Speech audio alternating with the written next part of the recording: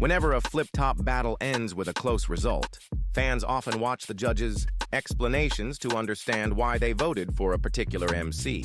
In Looney's latest Break It Down episode, where they reviewed the match between Kripley and Bam, he and his team gave their opinions on who they thought deserved the win. According to them, Kripley was the clear winner. During the discussion, Looney also revealed that he personally does not watch the judges' explanations. He explained that he respects their decisions, adding that judges are not paid, so their votes should not be overly scrutinized. Pero yun nga, ako naman siguro yung round 3, yun yung pinakadikit. Pero yung round 1 at round 2, parang malinaw na Kripley yung round 1 at round 2. Parang hindi. Round 3 kasi si Kripley, kaya parang lang naman sa akin, feeling ko dumikit yung round 3 lang din. Dahil si Kripley parang hindi kasi lakas ng round 1 at round 2 niya yung round 3 niya for me. Kaya dumikit yung round 3. Pero ako nga malinaw na Kripley to eh. At ano pa rin naman. Gusto ko pinapanood niyo ba yung judging minsan dito sa BID?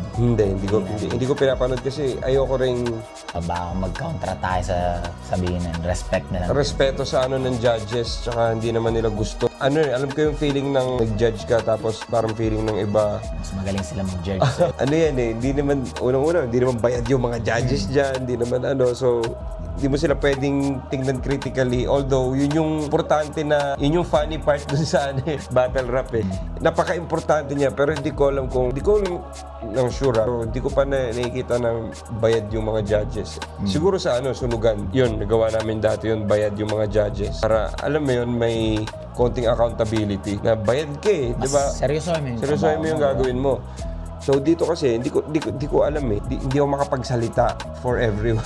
Magkakaiba ng motivation lahat ng tao. How nitong video natin na to is makapanoorin ko yung judging. Ayun nga, parang naging nga rin yung judging nito na dinaanan lang din nila sa biro na yun nga. Pero in the history of Flip Top's Isabuhay tournament, Batas achieved something unique. He is the only MC to win back-to-back championships. In an interview with Zaki, Batas shared his thoughts on his 2 Isabuhay victories. He admitted that during his first championship run, he wasn't fully satisfied because in his view, the competition did not challenge him enough. However, in his second attempt, where he once again won the title, he noticed that his opponents took the battles more seriously, which made the championship more meaningful to him. Diba? Pwedeng na itutulak ka nila para mas galingan mo, pero may level ka na, meron kang benchmark mo para sa sarili mo. So sinusubukan ko isagad lang ng isagad mo. Pagkatas nung una kong champion, sa totoo hindi ako convinced din. Parang parang hindi sapat yun para sa akin. Parang kumbaga masyadong bitin. Oo, tsaka parang nahirapan ako sa preparation and everything, pero hindi ako nahirapan sa competition nung time na yun. First ko nun si Dopey, sunod ko si Rudik, third ko si Rapido, fourth ko si Emel Christ. Undebatable sa apat na yun, yung kay Rapido. Dahil yun. Pero ako, tinitingnan ko yung battle namin ni Rapido na hindi siya debatable, na parang wala, bodybag si Rapido doon. well, lalo na pag ngayon mo natitignan. Sa tingin ni Rapido, hindi di ba? Pero sa tingin din ng ibang tao, hindi. Pero yun nga, para sa akin, parang talaga, hindi sapat sa inyo yung, kumbaga parang tingin nyo dikit yun. Tingin nyo ganun lang yung level ko na pwede ako matalo sa ganun. Di ba? Na so, sige, tangina, isa pa. Bigyan natin ng isa pa. So, yun. Nag-isa pa ako.